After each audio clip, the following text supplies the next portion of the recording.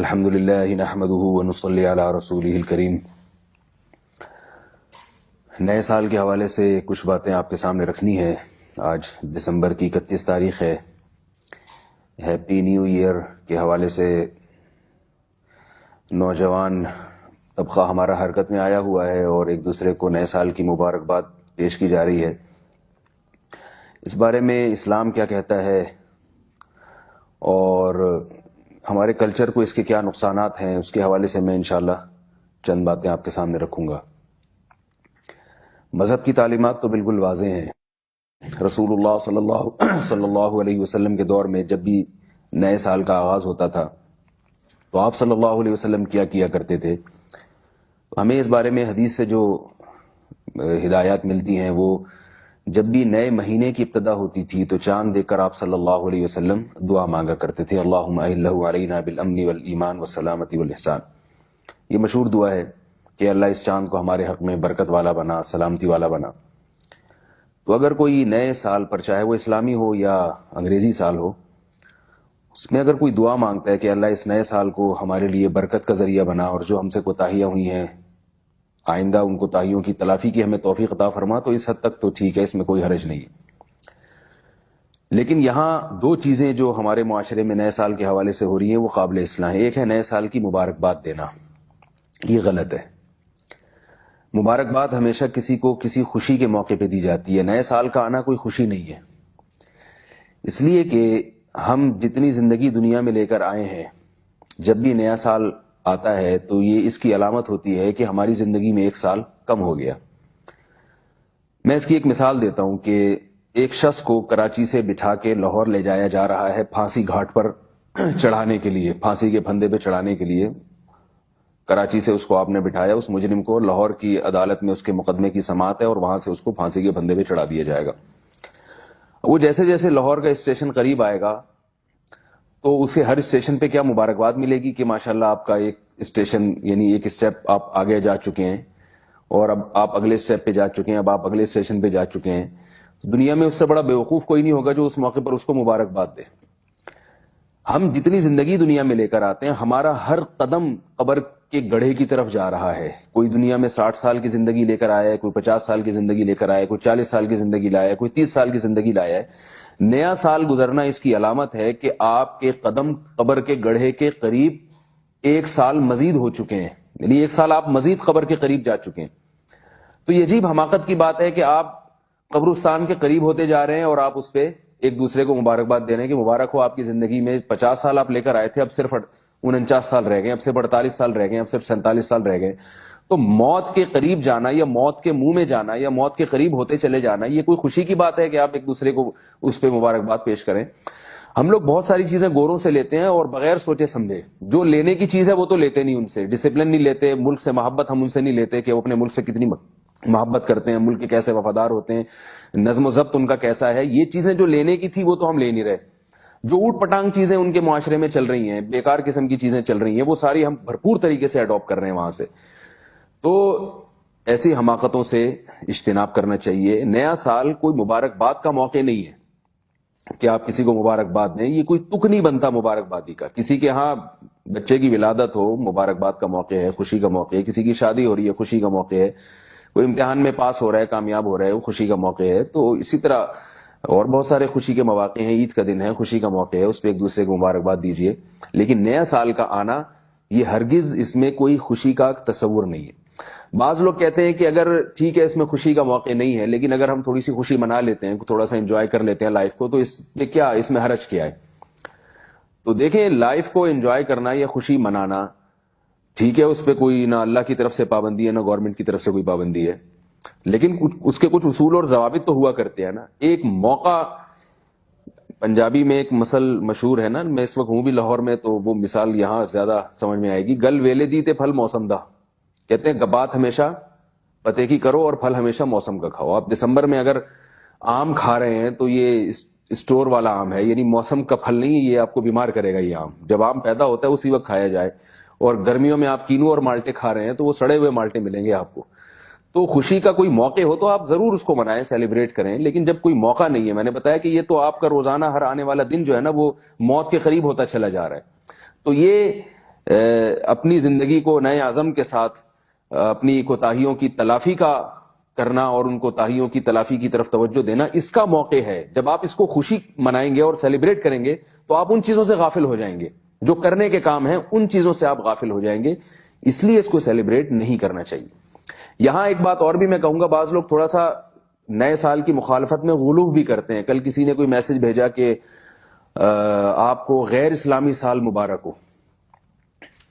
یعنی ایک تو چاند کے حساب سے چلنے والا سال اسلامی ہے، تو اب لوگ سمجھتے ہیں کہ جو سورج کے حساب سے جو سال چل رہا ہے وہ غیر اسلامی ہے. تو یہ بات غلط ہے کہ جو چیز اسلامی نہ ہو ضروری نہیں کہ وہ غیر اسلامی ہو. ہر وہ چیز جو اسلامی نہیں ہوتی اس کو غیر اسلامی سے تعبیر نہیں کیا. یعنی جو آدمی ذہین نہیں ہے تو اس کا مطلب یہ نہیں کہ وہ بیوقوف ہے. کہ لوگ ہوتے ہیں کچھ بہت ذہین ہوتے ہیں، کچھ متوسط ہوتے ہیں، کچھ بیوقوف ہوتے ہیں. تو اگر آپ کسی کو کہہ دیتے ہیں کہ یہ ذہین نہیں ہے تو ضروری نہیں کہ وہ جو ہے وہ بیوقوف ہو. آپ کسی کو کہتے ہیں کہ یہ خوبصورت نہیں ہے تو ضروری نہیں کہ وہ بدصورت ہو. تو اگر کوئی سال اسلامی نہیں ہے تو اس کا یہ مطلب نہیں کہ وہ غیر اسلامی سال ہے. تو سال نہ اسلامی ہوتے ہیں نہ غیر اسلامی ہوتے ہیں. جیسے چاند اللہ کا بنایا ہوا ہے تو سورج بھی اللہ ہی نے بنایا ہے، اور 365 دن میں سورج زمین کی جو سورج کی گرد گردش ہے وہ مکمل ہوتی ہے، وہ بھی اللہ ہی نے اس کی تکمیل کی ہے. اس لیے وہ بھی ایک سال ہے، اس کے بھی ایک باقاعدہ حساب و کتاب ہمیشہ سے چلا آ رہا ہے. البتہ اسلام نے چونکہ چاند کے حساب کو زیادہ ترجیح دی ہے، اس کی کیا وجوہات ہیں یہ ایک الگ ٹاپک ہے. تو سال بہرحال سال ہے، چاہے وہ اسلامی ہو چاہے وہ شمسی ہو. لیکن جو چیز سوچنے کی ہے، جو چیز اہم ہے وہ یہ ہے کہ اس کو سیلیبریٹ کرنا، اس میں خوشی منانا، یہ نہ اسلامی سال میں درست ہے اور نہ شمسی سال میں درست ہے. یہ اس کے یہ موقع نہیں ہے. دوسری بات یہ کہ اس وقت جو نئے سال کی خوشی میں جو کچھ ہمارے معاشرے میں بے حیائی اور ایک طوفان بدتمیزی معاشرے میں ہو رہی ہے، اس کی روک تھام کی بہت شدید ضرورت ہے. اصولی طور پر تو یہ حکومت کا فرض ہے کہ قانون سازی کرے اور معاشرے میں اس بے حیائی کو روکے. نئے سال کی ابتدا میں کیا کچھ ہوتا ہے نائٹ کلبوں میں، لڑکے لڑکیاں بالکل آزاد ہو جاتے ہیں، شرابیں پی جاتی ہیں. کس قدر اللہ کے غضب کو دعوت دینے والی بات ہے کہ ہم موت کے قریب ہو گئے، اور موت کے قریب ہونے کے بجائے موت کے قریب ہونے کے وقت ہم اپنے اعمال کی اصلاح کی طرف توجہ دیں، تو بجائے اصلاح کی طرف توجہ دینے کے ایسے کام کرتے ہیں جس سے اگلا سال ہمارا اور خراب گزرے. کتنے لوگ ہیں جو اس رات میں شراب پینا شروع کر دیتے ہیں جبکہ انہوں نے اس سے پہلے کبھی شراب کو ہاتھ نہیں لگایا ہوتا. تو آپ مجھے بتائیے کہ جو نئے سال کی ابتدا میں شراب سے اس کی ابتدا کرے گا تو آپ کیا سمجھتے ہیں اس کے آگے والا سال برکت والا گزرے گا یا وہ اسی شراب کباب میں گزرے گا؟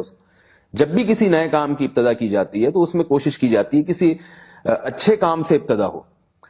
میں دیکھتا ہوں لوگوں کو کہ جب وہ ایسے میں نے بعض لوگ دیکھے ہیں کہ جب دکان کھولتے ہیں تو صدقات و خیرات سے اس کے دن میں کاروبار کا آغاز کرتے ہیں. وہ کہتے ہیں ہم صبح صبح جو ہے نا فقیر پہ صدقہ کریں گے تاکہ ہمارا سارا دن اچھا گزرے.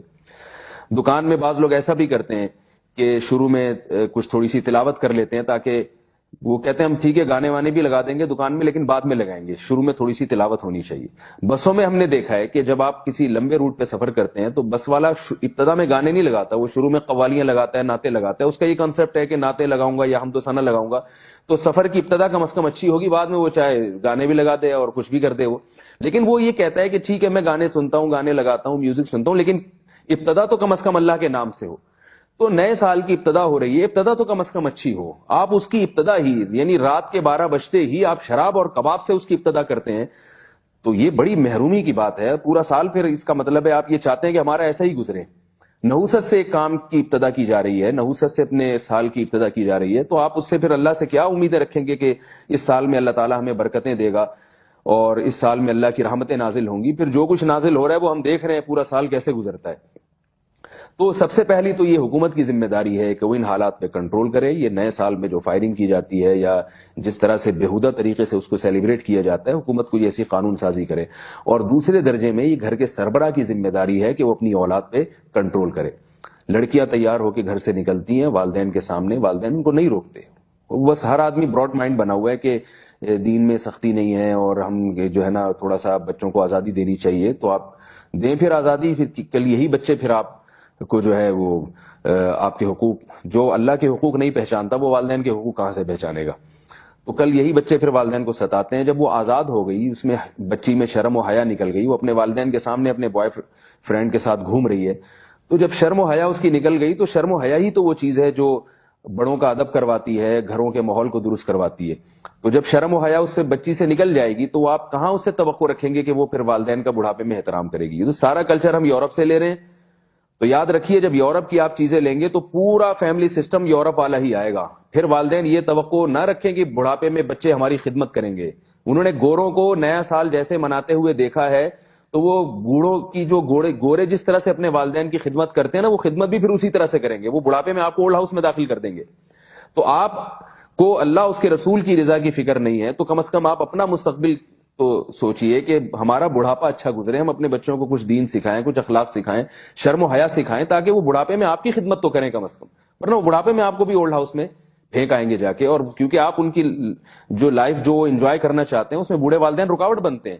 کھانستا ہوا باپ اور جو ہے نا وہ ٹی بی کی مریضہ اس کی ماں اگر، اور وہ درد سے کراتی ہوئی اس کی ماں اور والدین، یہ پھر لائف کو انجوائے تھوڑی کرنے دیتے ہیں. میں نے ایسے لوگ بھی دیکھے ہیں کہ 10 سال ہو گئے والد کو لقوہ ہے، بلکہ والد کو جو ہے وہ کوما میں گیا ہوا ہے، اور بیٹا 10 سال سے اپنے باپ کی خدمت کر رہا ہے. تو آپ کیا سمجھتے ہیں کہ شراب پینا اور زنا کرنا اور لڑکیوں سے اس طرح دوستیاں لگانا، کیا ان لوگوں میں اتنا جذبہ ہوتا ہے کہ 10 سال سے ایک آدمی بستر پہ پڑا ہوا ہو اور کوما میں گیا ہوا ہو اور وہ بچے اس کی اس طرح سے خدمت کر رہے ہوں؟ ظاہر ہے اس خدمت کے لیے قربانی چاہیے. خواہشات کی پیروی کرنے والے میں یہ قربانی کا یہ جذبہ نہیں ہوتا. تو اس لیے اس سال کی ابتدا میں اپنی حدود پر رہیے. نبی صلی اللہ علیہ وسلم نے ارشاد فرمایا کہ قیامت کے قریب امت میں گانے بجانے عام ہو جائیں گے، صحیح حدیث ہے. اور یضرب علی رؤوسہم المعازف، لوگوں کے سروں پہ گانے بجا میوزک کی بھرمار ہوگی اور عورتیں ناچنے والی ہوں گی. آپ صلی اللہ علیہ وسلم نے فرمایا اس دور میں پھر اللہ کی طرف سے عذاب آنا شروع ہوگا. فیکون مسخ وخسف، زمین بھی دھسے گی اور لوگوں کے چہرے بھی مسخ ہوں گے. تو اس حالت تک پہنچنے سے پہلے ہمیں توبہ کی ضرورت ہے.